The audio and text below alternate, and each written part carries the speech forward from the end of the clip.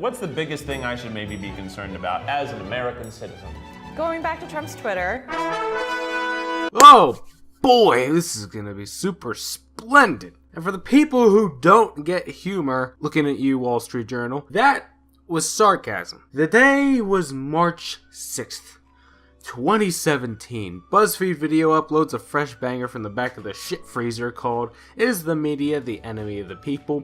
Big black dot, real or fake?" Gotta love those big black dots. Judging by how BuzzFeed has the idea in their brains that whatever happened in this video offends them in a personal way, of course they'll strike back. I personally don't have a hatred of BuzzFeed. I don't watch their videos except for Worth It and sometimes the Try Guys, but I especially dislike how these types of people, not just BuzzFeed, will attack the president and take his stuff out of context no matter what he says and no matter what he talks about, and just make his job tougher than it needs to be. In this case, Trump recently spoke about a few media outlets on Twitter, including CNN, or as many call it, the Clinton News Network, because of their bias, and how the fake news media was the enemy of the people. I'm sorry, but I love that term. And for anybody who disagrees with everything I just said, or for those so-called journalists who want an assassination done right fucking now, let's quote the great Markiplier. But you can disagree with someone and still respect them. You can even hate someone. You can hate and abhor their actions. They're doing terrible things and they need to be hated. But you still need to treat them with respect. And that's hard. And you may even be thinking, like, how can you do that? That's not possible. If they're a terrible person, they deserve to be treated unfairly. And that's not the way that I want to live. Anyway, what the hell am I rambling on about? Let's just watch the video. He tweeted on February 17th, the fake news media, failing New York Times, NBC News, ABC, CBS, CNN, is not my enemy, it is the enemy of the American people. Is he not an American person? I mean, this is concerning because it kind of seems like it's maybe contradicting the First Amendment of the Constitution. Well, it's not contradicting the First Amendment if specific media outlets are apparently trying to get you impeached no matter what. In fact, the First Amendment, if it's applied to every citizen, should be applied to the president because he himself is a citizen of America. Just because he's the president doesn't mean he isn't above the amendments. He has the right of free speech, just as we do. Second, I can see where he comes from with enemy of the people. People are addicted to media like it's fucking nicotine. When the media puts out false information, people tend to buy into it and not look for evidence because our brains are made of Cosby's pudding pops, which then causes a calamity. If the media wasn't the most biased thing since American football commentators, people would be able to know the real story and that much calamity wouldn't exist. Because you can always trace every bullshit story back to the media would be seen as an enemy trying to control other people's decisions when people should make their own decisions because it's their own life. Now, this isn't just the left. Many right-sided news outlets are also guilty when it comes to this. Whew.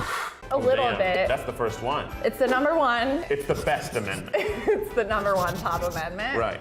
So, but basically that one is protecting like freedom of speech, freedom of the press, and he's not taking away any of their freedoms, but he's kind of like placing this distrust and like sort of discrediting them a little bit. Here's my biggest concern right now, and this might be selfish. I'm a media person, and he certainly didn't call out BuzzFeed in this instance. He has before. But is Trump potentially telling the American people that I'm their enemy? If you want to look at it that way, then yes, because you tend to make him look like a much worse person than he may actually be, ignoring all the good things he says, and right away seeking out the bad things like a hatred magnet. Even using his grill. Don't bring the food into the Trump argument. He himself doesn't cook the damn taco salad. Also, before we go on, BuzzFeed is completely entitled to whatever opinions their company holds.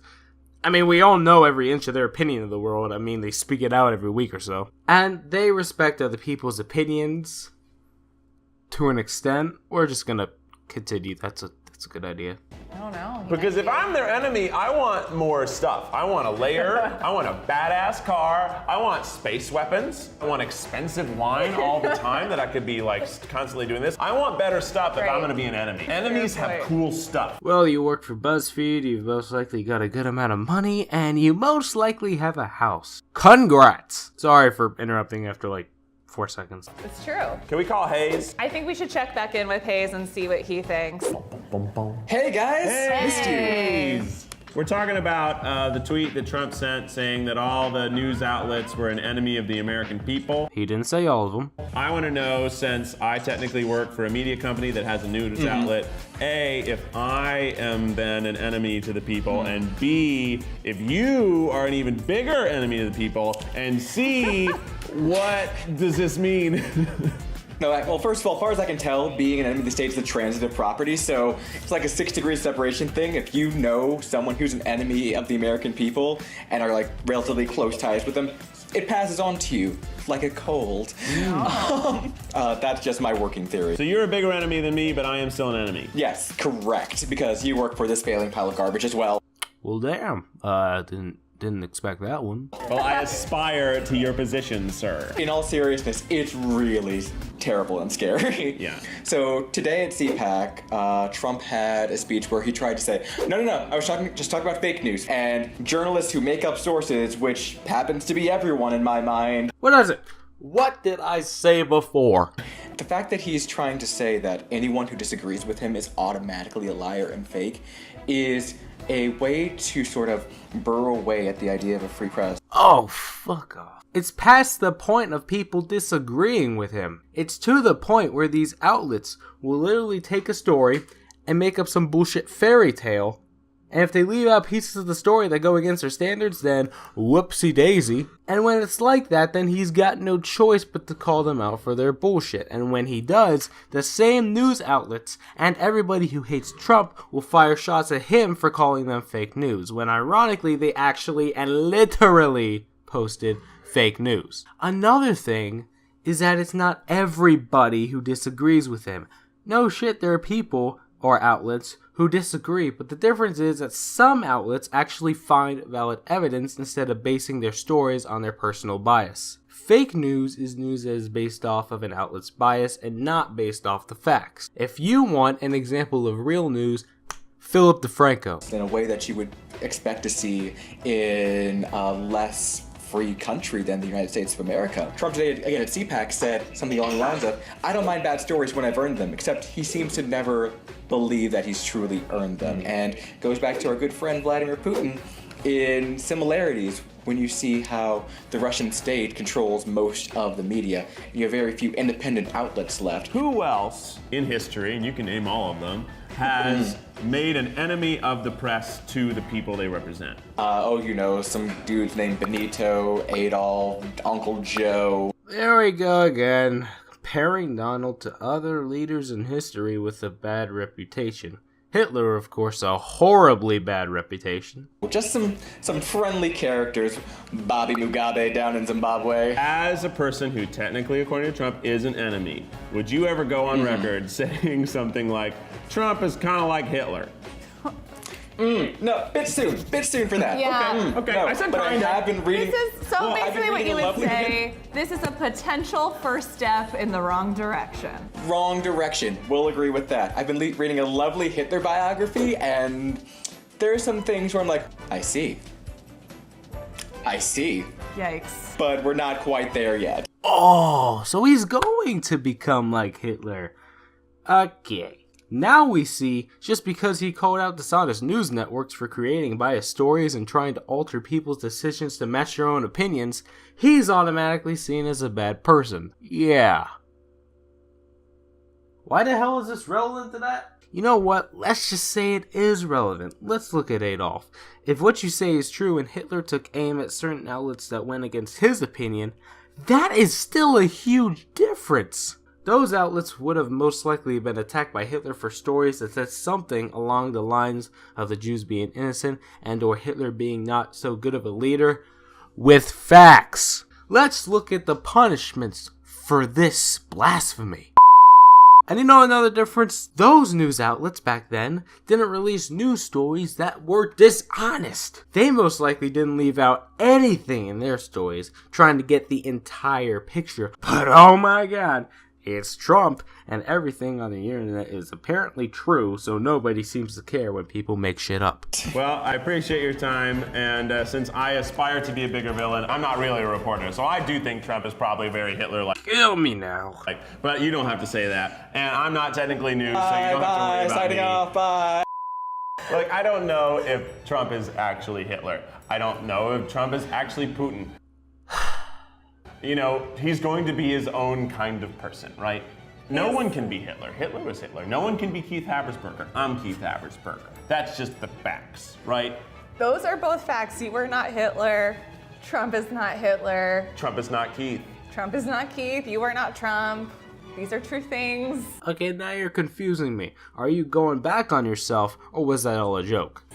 I'm making everybody who's like an authority with facts very worried right now. Those of us who like facts and truth, we're really concerned. We don't want to make too many crazy claims. We're really nervous right now. Really, I don't see anybody in that office who is afraid, to be honest. It's scary to make crazy claims, but right now, Trump has made it scary to make factual claims. Oh, you can't be serious. You don't have to be afraid if the claims that you make are not made up and actually factual. Or seems like he's trying to make people not believe, like, accurate reporting. Not accurate, not accurate. Shut up, shut up, shut up. He's turning us against ourselves. That makes no sense whatsoever. What does that even mean? I must be missing something, because him turning you against yourself, that's not processing. Let me say it again. You don't have to worry about your claims if your claims have actual facts from actual, non-biased sources. When you bias a source too much, it creates a shitload of drama and trouble that you don't need to worry about if you don't bias it too much. Don't use bias, use facts. Is that so hard to understand? Kind of like Hunger Games? Kind of like Hunger Games. Yeah, kind of like Hunger Games. I was gonna go for Hitler, but actually it's way more like Hunger Games. It's pretty Hunger Gamesy. I'm safe with Hunger Games. Yeah, it's fiction. Just like half the stories you make, eh, buddy? This is the section of the video where we look at some of the comments. Yay! Everyone I don't like is literally Hitler, the children's guide to debating politics on the internet. I actually like that one. Comparing them to immature little people. The best. Tone down on the everyone part though, just say Trump. Accuracy, my friend. BuzzFeed talking about fake news. The fuck? Surprises us all. Okay, I love this next one. Fake news is said because these news outlets like CNN, NBC, MSNBC, NYT, TYT, Huffington Post, Politico, and even BuzzFeed, holy hell, tend to give jumbled stories in favor of their political viewpoint, and if that means covering up some of the pieces of story, so be it. There we go. In my opinion, much, much better said than me. Yep. Ouch. Respect them. How to show respect on a YouTube video 101. If you hate the video, don't dislike the video or like it. Leave it as it is and move on, and try to forget the dreadful sights you just witnessed. This has been How to Show Respect on a YouTube Video 101. Thank you. Harsh as shit. Also, may I suggest some commas? True and very good point at the end. Here, rate this one because I'm lazy. Damn it. True. Thank you. Oh my goodness. Can I hug this person, please? It's been 2 months. It's annoying when these channels keep talking about it, keep dragging this out. Ugh. I'm talking to both BuzzFeed and apparently Stephen Colbert. Sheesh. Oh, I finally found it. Here is a section of the speech where Trump mentions the fake news and mentions what he said on Twitter.